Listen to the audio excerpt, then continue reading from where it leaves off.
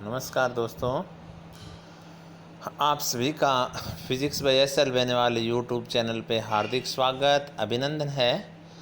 मैं Shankarlal Beniwal, assistant professor physics S B D. Government college Sardarshahar से आपके सामने आज बीएससी तृतीय वर्ष का एक बहुत ही महत्वपूर्ण टॉपिक, किसी भी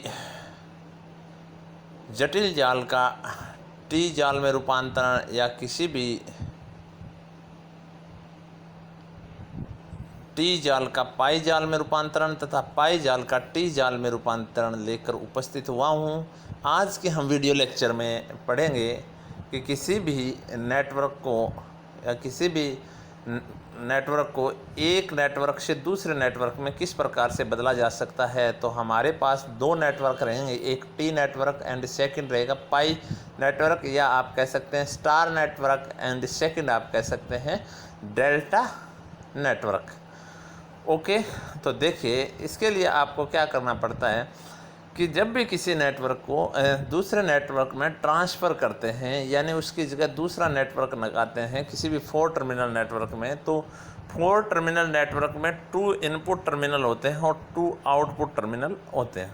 ठीक है, अब 2 जो इनपुट टर्मिनल होते हैं उसमें देखिए आपकी जो प्रतिबाधा होती है वो सेकंड को ओपन रख कर मापी जा सकती है, या जो आपके दूसरे जो ये जो टर्मिनल हैं यानी आउटपुट के जो टर्मिनल हैं वो ओपन रख के या शॉर्ट रख के, तो दो तरीके से इनपुट की प्रतिबाधा मापी जा सकती है। कैसे मापेंगे, जिसको हम बोलेंगे Z1 open circuit, Z1 open circuit. तो Z1 ओपन सर्किट का मतलब है 2 क्या है आपका ओपन है, ठीक है, और उस समय पे Z1 के बीच में मापित प्रतिबाधा है। सेकंड कौन सी, Z1 शॉर्ट सर्किट। तो इसका मतलब आउटपुट है वो शॉर्ट है और प्रतिबाधा किसके बीच में, इम्पीडेंस किसके बीच में मापा गया, प्रथम के बीच में मापा गया। थर्ड कौन सी प्रतिबाधा है, थर्ड प्रतिबाधा है वो है Z2 OC, यानी Z2 यानी 2 टर्मिनल के बीच में मापित प्रतिबाधा, OC ओपन सर्किट, यानी आपका जो इनपुट टर्मिनल है वो क्या हो, ओपन हो। इसी प्रकार जो लास्ट आपकी फोर्थ जो इम्पीडेंस है वो इम्पीडेंस कौन सी होगी, Z2 short circuit. Z2 short circuit कौन सी इम्पीडेंस होती है, जब आपका इनपुट क्या हो, शॉर्ट हो और प्रतिबाधा किसके बीच में मापी गई, Z2 के बीच में मापी गई हो। तो किसी भी नेटवर्क के लिए, किसी भी 4 टर्मिनल नेटवर्क के लिए इन चारों राशियों के मान नहीं बदलने चाहिए। तो आप एक नेटवर्क को दूसरे नेटवर्क में क्या कर सकते हो, कन्वर्ट कर सकते हो। समझ में आई बात या नहीं। देखिए यहाँ पे 4 भौतिक राशियाँ हैं, Z1 OC, Z2 OC, Z1 SC और Z2 SC। ये चारों के मान क्या होने चाहिए, बराबर होने चाहिए। तो आप किसी भी नेटवर्क को दूसरे 4 टर्मिनल नेटवर्क में रूपांतरित कर सकते हो। अब मैंने यहाँ पे क्या लिया है, टी जाल लिया है या स्टार जाल मैंने लिया है, जिसकी प्रतिबाधा क्या है, Z1, Z3 और Z2। ठीक है, आप जैसे मर्जी आए वैसे लगा लें, Z1, Z2, Z3 को कोई याद रखने की जरूरत नहीं है। टी नेटवर्क है। अब आप कहेंगे टी नेटवर्क कैसे है सर, तो ये देखिए ये टी बन रहा है यहाँ पे, तो इस शाखा में है और इस शाखा में। अब कहेंगे पाई कैसे बनेगा, तो पाई ध्यान रखें, पाई आपका नेटवर्क एक आपका इम्पीडेंस यहाँ हो, सेकंड यहाँ हो, थर्ड यहाँ हो, और ये पाई नेटवर्क हो जाएगा। ठीक है, ये पाई नेटवर्क हो जाएगा। अब देखिए मैं शुरुआत करता हूँ टी नेटवर्क से। जो टी नेटवर्क है आपका वो देखिए, इसमें Z1 OC क्या होगा, गौर से समझने वाली बात है। Z1 OC क्या होगा, तो सबसे पहले तो मैं आपको बता चुका हूँ कि Z1 OC क्या होता है, यानी 1 के बीच मापित प्रतिबाधा वहन आउटपुट इज या आउटपुट या 2 टर्मिनल इज ओपन सर्किट, यानी 2 को ओपन रखें। अगर ओपन रखेंगे तो यहाँ पे अगर आप प्रतिबाधा माप रहे हैं इन दोनों टर्मिनलों के बीच में, तो ये जो आपका इम्पीडेंस है ये तो काम ही नहीं करेगा, क्योंकि आपकी जो करंट जाएगी वो यूँ जाके यूँ आ जाएगी। ये Z1 और Z3 किस में लगे हुए, सीरीज में लगे हुए। इसका मतलब इसकी टोटल प्रतिबाधा क्या आएगी, Z1 प्लस Z3 आएगी। ओके, अब देखिए second Z2 OC, Z2 OC अब Z2OC का मतलब Z इम्पीडेंस किसके बीच में मापी जा रही है, 2 के बीच में। वहन इनपुट क्या है आपका, ओपन है। अगर ओपन है तो यहाँ पर अगर करंट जाएगी तो यूँ जाके यूँ आ जाएगी, क्योंकि यहाँ से तो करंट जाएगी नहीं। अगर नहीं जाएगी तो ये आपका काम नहीं करेगा। अगर Z1 काम नहीं कर रहा है तो Z2 एंड Z3 किस में जुड़े हुए हैं, सीरीज में, और सीरीज में जुड़े हुए हैं तो इसका मान जो आएगी टोटल वैल्यू,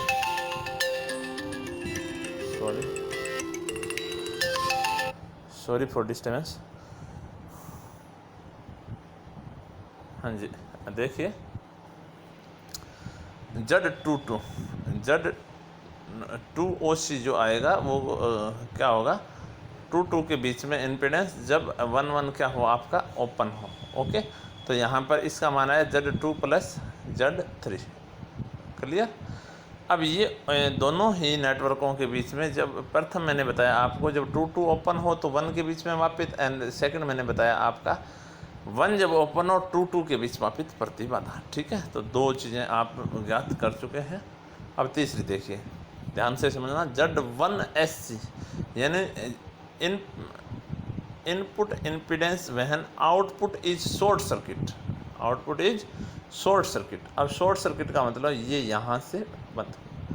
अब यहाँ से देखने वाली बात यह है कि Z2 एंड Z3 तो यहाँ इन दोनों टर्मिनलों के बीच में अगर आप इम्पीडेंस निकालें, ये दोनों जो हैं Z2 एंड Z3 ये क्या हैं, पैरेलल हैं। अगर पैरेलल हैं तो इनका कॉम्बिनेशन क्या बनेगा, Z2 × Z3/Z2 + Z3 बनेगा। और ये किसके सीरीज में है, Z1 के सीरीज में है। इन दोनों का एक बनाएं तो ये किसके सीरीज में है, Z1 के सीरीज में। तो इसकी जो वैल्यू आएगी वो Z1 + Z2 Z3/Z2 + Z3 आएगी आपकी वैल्यू। सेकंड देखिए, Z2SC यानी आउटपुट इम्पीडेंस या 2 टर्मिनल के बीच में इम्पीडेंस, और वहन इनपुट इज या 1 इज आपका शॉर्ट सर्किट, यानी ये शॉर्ट सर्किट हो।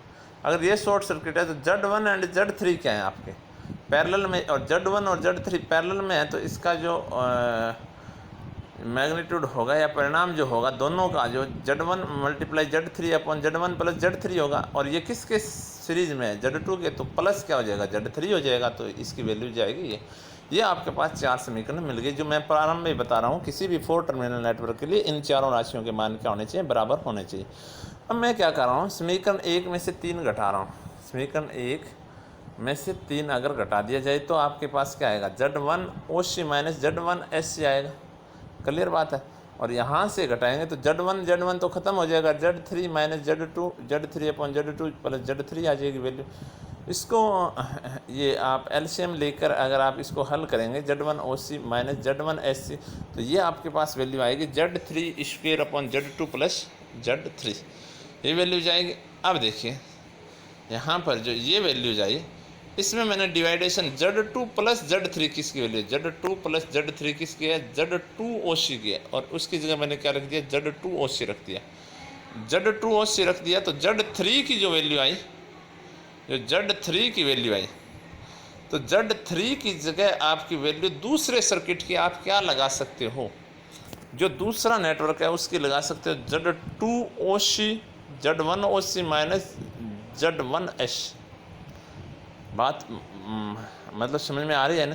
मतलब अगर आप अन्य नेटवर्क की जगह आप क्या नेटवर्क बनाएंगे, टी नेटवर्क बनाएंगे, यानी पाई नेटवर्क से टी नेटवर्क में कन्वर्ट करेंगे, तो आप Z3 जो रखा है उस Z3 की जगह आप क्या लगा सकते हैं, Z3 की जगह आप लगा सकते हैं उस सेकंड सर्किट की Z2OC और × Z1OC - Z1SC, और वो किस में, √ में, यानी वो Z3 की वैल्यू काम कर लेगी आपकी। ठीक है। अब देखिए सेकंड देखिए, अगर Z3 की वैल्यू आ गई आपके पास, Z3 की वैल्यू आ गई, तो यहाँ पे इस समीकरण में Z3 की रख देंगे तो किसकी वैल्यू प्राप्त हो जाएगी, Z1 की वैल्यू प्राप्त हो जाएगी। तो यहाँ पे दूसरे सर्किट की निकाली गई जो ये 4 राशियाँ हैं उनकी वैल्यूज अगर आप पुट कर देंगे तो आपके पास Z1 की वैल्यू जाएगी। और ये देखिए ये जो सेकंड समीकरण है उस समीकरण में आप अगर Z3 की वैल्यू यहाँ से रख देंगे तो Z2 का मान होगा वो इन 4 के पदों में आ जाएगा। आएगा या नहीं आएगा, समझ में आई बात या नहीं आई? दोबारा से समझिए थोड़ी सी बात, क्योंकि ये थोड़ा सा टिपिकल है आपके। मैंने ये बताया कि किसी भी सर्किट के लिए ये 4 जो क्वांटिटी है बड़ी इंपॉर्टेंट क्वांटिटी है 4 नेटवर्क टर्मिनल। 4 टर्मिनल नेटवर्क के लिए इन चारों के मान क्या होने चाहिए, बराबर होने चाहिए। तो मैंने क्या काम किया, कोई टी नेटवर्क लिया, उस टी नेटवर्क के लिए इन चारों राशियों के मान ज्ञात कर लिए। अब ये जो मान हैं, इन मानों को मैं Z1, Z2 और Z3 की वैल्यूज़ के रूप में लेकर आ रहा हूँ। तो Z1, Z2 और Z3 की वैल्यूज़ के रूप में लेकर आने में मेरे को जो 4 समीकरण मिली, उसमें से क्योंकि 3 ही मान चाहिए तो मैं 3 समीकरणों से ये मान ज्ञात कर सकता हूँ। तो जो प्रथम समीकरण है उसमें से थर्ड समीकरण को आपने घटा दिया। जैसे आपने घटाया आपके पास रिजल्ट ये आया। इसमें से आपने नीचे वाला देखा कि ये Z2OC है, तो इसकी जगह Z2OC लगाते हैं आपके पास Z3 की वैल्यू प्राप्त हो गई। और Z3 की वैल्यू प्राप्त होगी तो इस समीकरण से Z2 की और इस समीकरण से क्या प्राप्त हो जाएगी, Z1 की वैल्यू प्राप्त हो जाएगी।